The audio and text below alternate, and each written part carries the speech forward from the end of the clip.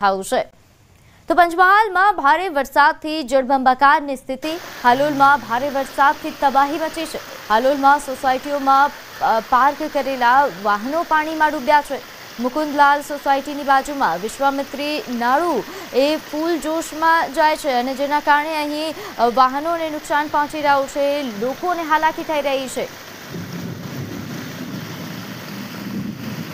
ત્યારે હાલ પંચમહાલમાં વરસાદને લઈને વધુ વિગત સાથે આપણી સાથે સંવાદદાતા રાજેશ જોડાઈ ગયા છે। રાજેશ, પંચમહાલમાં હાલ મેઘરાજાની કેવી ધબધબાટી? પ્રીતિ, પંચમહાલ જિલ્લામાં હાલ મેઘરાજા વિવિધ વિસ્તારોમાં ધમાકેદાર એન્ટ્રી કરી એ પ્રકારના દ્રશ્યો જોવા મળી રહ્યા છે।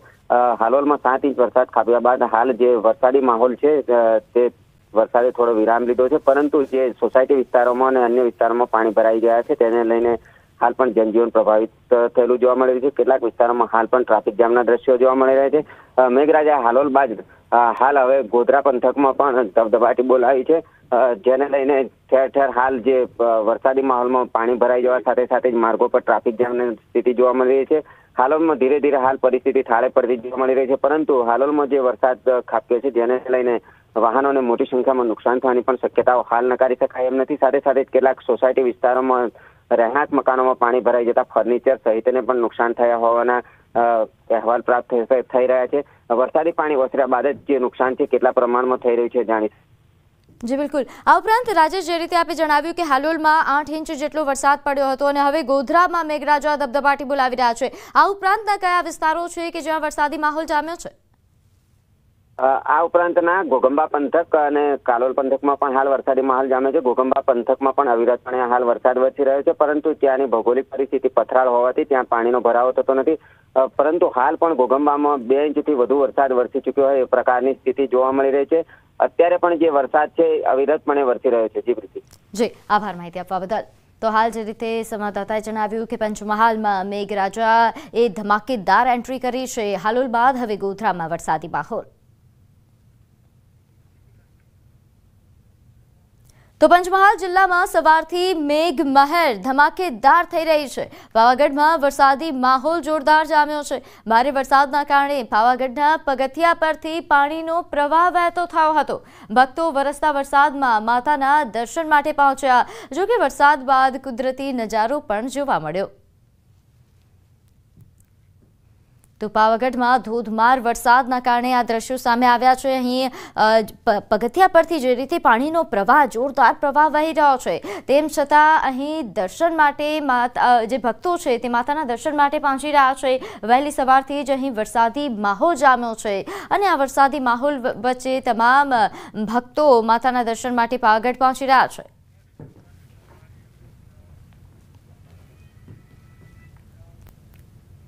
તો અરવલ્લીમાં મેશ્વો ડેમ અને માઝમ ડેમ ઓવરફ્લોની સ્થિતિમાં છે। મહત્તમ સપાટીથી ઉપર વહી રહ્યા છે અહીં પાણી। શામળાજી બેચરપુરા પુલને અડકીને પાણી નીકળી રહ્યા છે। મેશ્વો નદી કિનારાના ગામડાઓને હાલ સતર્ક કરવામાં આવ્યા છે। જિલ્લામાં આજે વરસાદનું જોર ઓછું રહેવાની શક્યતા છે, તો ભિલોડા શામળાજી હાઈવે પર ડાયવર્ઝન પણ ફરી શરૂ કરવામાં આવ્યા છે। તો અરવલ્લીમાં હાલ વરસાદના કારણે ડેમ ઓવરફ્લોની સ્થિતિમાં છે, જો કે આજે વરસાદનું જોર અહીં ઓછું રહેશે। અરવલ્લી જિલ્લામાં છેલ્લા 3 દિવસમાં અનરાધાર વરસાદ વરસ્યો છે, જેના કારણે માજૂન તેમજ મેશ્વો જળાશયો ઓવરફ્લોની સ્થિતિમાં છે। સાથે જ વાતક જળાશયમાં પણ સતત પાણીની આવક થઈ રહી છે। આપણે હાલ ઊભા છીએ મેશ્વો જળાશય પાસે કે જ્યાં ઓવરફ્લોની સ્થિતિ યથાવત છે અને ધસમસતો પાણીનો જે પ્રવાહ છે તે મેશ્વો નદીમાં જઈ રહ્યો છે। સતત પાણીના પ્રવાહ વચ્ચે ગઈકાલથી જ જે પ્રકારે ભિલોડાથી શામળાજી જે હાઈવે છે તે બંધ થઈ જવા પામ્યો હતો। 3 ડાયવર્ઝન ધોવાઈ ગયા હતા, પરંતુ રાત્રિ દરમિયાન પાણી ઓછું થતાં ત્યાં ડાયવર્ઝન ખોલી દેવામાં આવે છે। પરંતુ આપ જળ પ્રવાહ જોઈ શકો છો, જે પ્રકારે પાણીનો જે પ્રવાહ આવી રહ્યો છે। મેશ્વો જળાશયમાંથી જે ઓવરફ્લો થયું છે પાણી, તે સતત પાણી વહી રહ્યું છે અને મેશ્વો નદીમાં જઈ રહ્યું છે। લગભગ મેશ્વો, માજૂમ અને વાત્રકના લગભગ 60 થી 65 જેટલા ગામડાઓ હાલ એલર્ટ ઉપર છે કે નદી કિનારે લોકો ન જાય। હાલ આજે તો વરસાદ નું જોર ઘટ્યું છે, તેવા સંજોગોમાં પાણી ઓસરી રહ્યા છે, પરંતુ ઉપરવાસમાં વરસાદના કારણે સતત પાણીનો પ્રવાહ નદીમાં વધવાના કારણે તંત્ર દ્વારા લોકોને સતર્ક રહેવા માટે અપીલ કરવામાં આવી છે। હાર્દિક પટેલ, ન્યૂઝ 18 ગુજરાતી, શામળાજી, અરવલ્લી। તો તાપીમાં સોનગઢ તાલુકાના દોણ ગામે આવેલ ગૌમુખ ધોધમાં નહાવા ગયેલી 3 મહિલાઓ તણાઈ। અચાનક ઉપરવાસમાંથી પાણીનો પ્રવાહ વધી જતા 3 મહિલાઓ તણાઈ હતી. નવસારીના વિજલપોરથી ફરવા આવેલ 3 મહિલાઓમાંથી 2 મહિલાને બચાવી લેવામાં આવી તો એકનું મોત નીપજ્યું. 68 વર્ષીય ભાનુબેન ગોરેસાનો મૃતદેહ મહારાષ્ટ્રની સીમ વિસ્તારમાંથી મળી આવ્યો. તો ધોધમાં નહાવા ગયેલી 3 મહિલાઓ કે જે ફસાઈ, જે મામલે વધુ વિગત સાથે આપણી સાથે સંવાદદાતા હેમંત જોડાઈ ગયા છે. હેમંત, આ મામલે શું વધુ અપડેટ? સોનગઢના જે ગૌમુખ ધામ છે, જ્યાં નવસારીની 3 મહિલાઓ ગતરોજ પાણીના વહેણમાં તણાઈ ગઈ હતી અને એ પૈકી 2 મહિલાનો બચાવ થયો હતો, જ્યારે એક મહિલા વૃદ્ધા પાણીમાં તણાતા તેમનું મોત થયું હતું. અને આ જે ઘટના મહારાષ્ટ્રના સીમમાં બની હતી, જેને નવાપુર પોલીસે તપાસ હાથ ધરી. જી, આભાર માહિતી આપવા બદલ.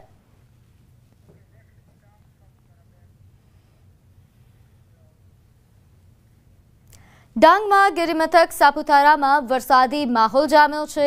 ગિરકિન્દ્રામાં ગાઢ ધુમ્મસ છવાતા આહલાદક માહોલ સર્જાયો. ઝીરો વિઝિબિલિટીના કારણે વાહન ચાલકોને હેડલાઇટ ચાલુ કરી વાહન હંકારવાની નોબત આવી તો પર્વતો પર લીલીછમ વનરાઈ સાથે ધુમ્મસની ચાદર પથરાતા સહેલાણીઓએ મિની કાશ્મીરનો અનુભવ કર્યો. ઝરમર વરસાદ અને ધુમ્મસ્યા માહોલમાં વિવિધ એડવેન્ચર એક્ટિવિટીની મોજ માણવા શનિવાર અને રવિવાર વીકેન્ડ માટે સાપુતારા ખાતે પ્રવાસીઓનો ધસારો જોવા મળી રહ્યો છે.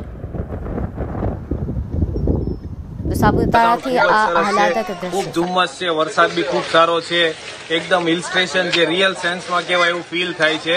લોકો બહુ દૂર દૂર સુધી જાય છે, ગુજરાતથી ઉત્તરાખંડ વગેરે આવું વાતાવરણ માટે.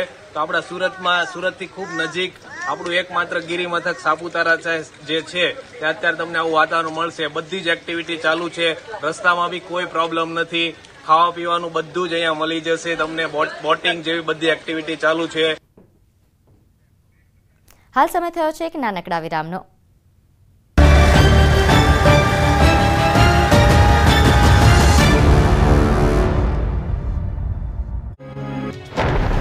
મધ્ય ગુજરાતમાં મેઘરાજાએ સવારથી જ બગડાટી બોલાવી છે. ગાજવીજ અને વીજળીના કડાકા ભડાકા સાથે ખેડા, નડિયાદ, આણંદમાં વરસાદ ખાબક્યો. નડિયાદમાં તો વરસાદ એવી તોફાની બેટિંગ કરી કે નડિયાદ શહેર બેટમાં ફેરવાઈ ગયું. નડિયાદના ડભાણ રોડ, કલેક્ટર કચેરી રોડ, સંતરામ મંદિર રોડ, રબારી કોલોની સહિતનો વિસ્તાર ડૂબી ગયો. એટલું જ નહીં, શહેરના 4માંથી 3 અંડરપાસમાં પાણી ભરાઈ ગયા. તો શહેરના રોડ પર પણ જુઓ પાણીની મનમાની. કારના વ્હીલ ડૂબી ગયા, અડધી બાઇક ડૂબી ગઈ હોય એટલું પાણી ભરાયું. કમર સુધીના પાણી રોડ પર ભરાતા લોકો પરેશાન થયા.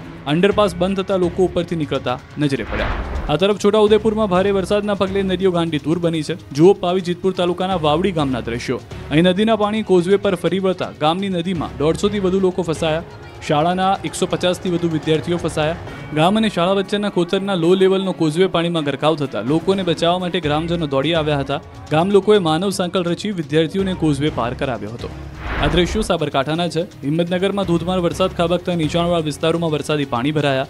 અવિરત વરસાદથી અનેક નદી નાળા છલકાયા. 24 કલાકમાં ઈડરમાં 5 ઇંચ વરસાદ પડ્યો. હિંમતનગરમાં 3 ઇંચ જેટલો વરસાદ નોંધાયો. તો વડાલી, તલોદ, ખેડબ્રહ્મા, પ્રાંતિજ, વિજયનગરમાં 2 ઇંચ વરસાદ પડતા ગામની બજારો નદી બની ગઈ. તો ઈડર પંથકમાં વરસેલા વરસાદને લઈ નીચાણવાળા વિસ્તારમાં પાણી ભરાયું. ઈડરની આત્મવલ્લભ હોસ્પિટલના કમ્પાઉન્ડમાં વરસાદી પાણી ભરાયું. હોસ્પિટલમાં સારવાર અર્થે આવતા દર્દીઓ અને સગાઓ પરેશાન થયા.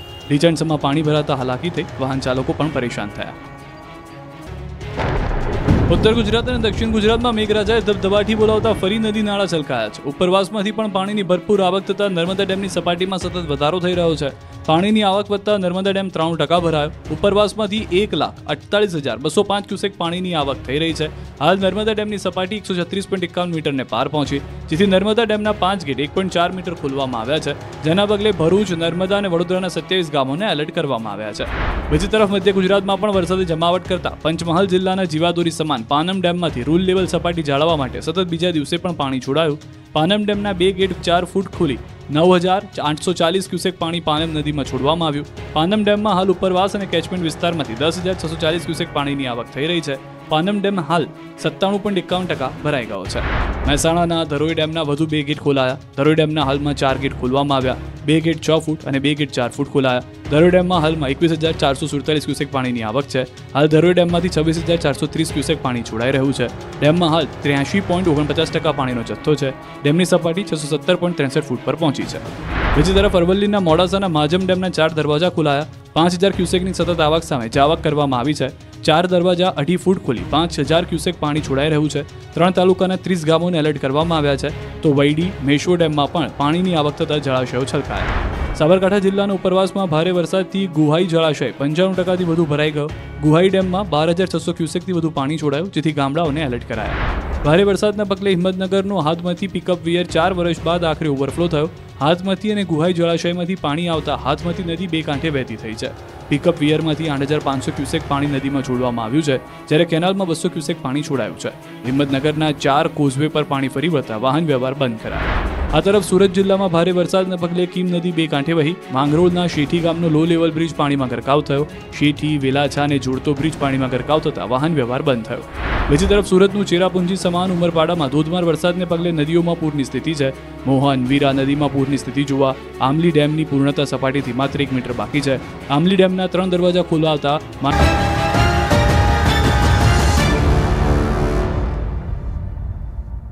વિરામ બાદ આપનું સ્વાગત છે. આગળ વાત કરીએ બનાસકાંઠાની. અહીં ધાનેરાના સરાલ ગામે શંકાસ્પદ ડેન્ગ્યુનો કેસ જોવા મળ્યો. ચામુંડાનગર પ્રાથમિક શાળાની ધોરણ 8માં ભણતી વિદ્યાર્થિનીનું મોત નીપજ્યું છે. શરૂઆતમાં તાવ આવવો અને ત્યારબાદ વધુ તાવ આવતા ખાનગી હોસ્પિટલમાં રિપોર્ટ કરાવ્યો હતો. ખાનગી હોસ્પિટલનો રિપોર્ટ કે જેમાં ડેન્ગ્યુ હોવાનું સામે આવ્યું. મોત બાદ ધાનેરા આરોગ્ય તંત્રે દવાનો છંટકાવ કર્યો. શાળા પરિવાર એક વિદ્યાર્થિનીના મોત બાદ શ્રદ્ધાંજલિ પણ શાળા પરિવાર દ્વારા આપવામાં આવી. તો ધોરણ 8ની વિદ્યાર્થિનીનું ડેન્ગ્યુથી મોત. તો એને 24 તારીખનો તાવ આવેલો હતો અને એ પ્રાઇવેટમાં સારવાર લીધી હતી અને પછી આ ધાનેરા રામદેવ હોસ્પિટલમાં સારવાર માટે આવેલા હતા. 27 તારીખે રાતના 12 વાગ્યાના આસપાસ એ આવેલા અને પછી સવારે 28 તારીખે સવારમાં એનું મરણ થયું હતું. ડૉક્ટર રામદેવના ડૉક્ટર સુરેશ પટેલ જોડે વાત થઈ તો એના જણાવ્યા મુજબ એને એક શંકાસ્પદ ડેન્ગ્યુનો કેસ જણાવેલ હતા અને કે વાયરલ ફ્લૂ પ્લેટલેટ કાઉન્ટના કાફી ઘટી ગયા હતા અને SpO2નું ઘણું ડાઉન થઈ ગયું હતું. 60-70% વચ્ચે હતું. એને એ લોકોએ મહેનત કરી હશે એટલે એને બચાવી ના શક્યા. તો આ મામલે વધુ વિગત સાથે આપણી સાથે સંવાદદાતા કિશોર જોડાઈ ગયા છે. કિશોર, ધાનેરામાં શંકાસ્પદ ડેન્ગ્યુનો જે આ કેસ સામે આવ્યો છે તેને લઈને શું વધુ વિગત પ્રાપ્ત થઈ રહી છે? ચોક્કસથી ધાનેરા તાલુકાના સરાલ ગામમાં રહેતી એક વિદ્યાર્થીનીનું શંકાસ્પદ ડેન્ગ્યુથી મોત નીપજ્યું છે. આ વિદ્યાર્થી સરાલ ગામના ચામુંડાનગર પ્રાથમિક શાળાના ધોરણ 8માં ભણતી હતી અને તેને તાવ આવ્યો હતો ને તે બાદ તેને ખાનગી જે હોસ્પિટલ છે ત્યાં લઈ જવામાં આવી હતી ને સારવાર બાદ તેનું મોત નીપજ્યું હતું. જ્યારે ખાનગી હોસ્પિટલના રિપોર્ટમાં ડેન્ગ્યુ હોવાનું સામે આવ્યું છે. જ્યારે વહીવટી તંત્રનું અને આરોગ્ય વિભાગની ટીમનું કહેવું છે કે આ શંકાસ્પદ ડેન્ગ્યુથી તેનું મોત થયું છે. આરોગ્ય વિભાગની ટીમ દ્વારા ગામની મુલાકાત લેવામાં આવી હતી ને તે બાદ ગામમાં તેમજ શાળાની અંદર ફોગિંગ પણ કરવામાં આવ્યું હતું અને અન્ય જગ્યાએ કોઈ મચ્છરોના બ્લડિંગ ના મળતા અત્યારે તો આરોગ્ય વિભાગની ટીમે પણ હાશકારો અનુભવ્યો છે. જી આભાર માહિતી આપવા બદલ. પ્રધાનમંત્રી નરેન્દ્ર મોદીની જાપાન મુલાકાતનો બીજો દિવસ. મિયાગીમાં પ્રધાનમંત્રી મોદીએ બુલેટ ટ્રેનના એડવાન્સ E10 કોચની મુલાકાત લીધી. જાપાનના PM શિગેરુ ઇશિબા પણ તેમની સાથે અહીં હાજર હતા. બંને નેતાઓએ ટ્રેન કોચમાં પણ મુસાફરી કરી હતી. આ દરમિયાન જાપાનીઝ PM ભારતના લોકો પાયલટને પણ મળ્યા હતા, જેમને જાપાનના ઇસ્ટર્ન રેલવે ટ્રેનિંગ આપી રહ્યું છે. તેઓ જ ભારતમાં પણ બુલેટ ટ્રેન ચલાવશે. ત્યારે શુક્રવારે મોદીએ 15મા ભારત જાપાન સમિટમાં ભાગ લીધો. આ દરમિયાન બંને દેશો વચ્ચે 150 કરારો પર હસ્તાક્ષર થયા હતા. આ ઉપરાંત જાપાન બાદ PM મોદી 2 દિવસની મુલાકાતે ચીન જશે. તેઓ રવિવારે SCO સમિટમાં ભાગ લેશે. આ ઉપરાંત મોદી ચીનના રાષ્ટ્રપતિ જિનપિંગ અને રશિયન રાષ્ટ્રપતિ પુતિન સાથે મુલાકાત કરશે.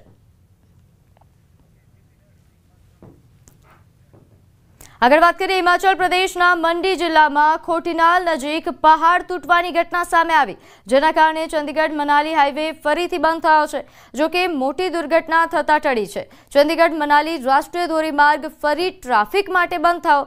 જોકે પોલીસે સ્થિતિ જોઈને વાહનોને અગાઉથી જ રોકી દીધા હતા, જેથી મોટો અકસ્માત થતા ટળ્યો. અત્યારે પણ હાઈવે પર ઘણો કાટમાળ પડ્યો છે, જેના પુનઃસ્થાપનમાં ઘણો સમય લાગી શકે છે.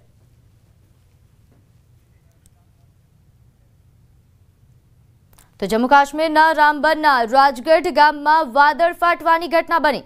વાદળ ફાટવાથી 3 લોકોના મોત થયા, જ્યારે 5 લોકો લાપતા હોવાની માહિતી છે. બચાવ ટીમો ઘટના સ્થળે પહોંચી અને રાહત તેમજ બચાવ કામગીરી ચાલુ કરી છે. વાદળ ફાટવાથી ઘણા ઘરોને નુકસાન પહોંચ્યું.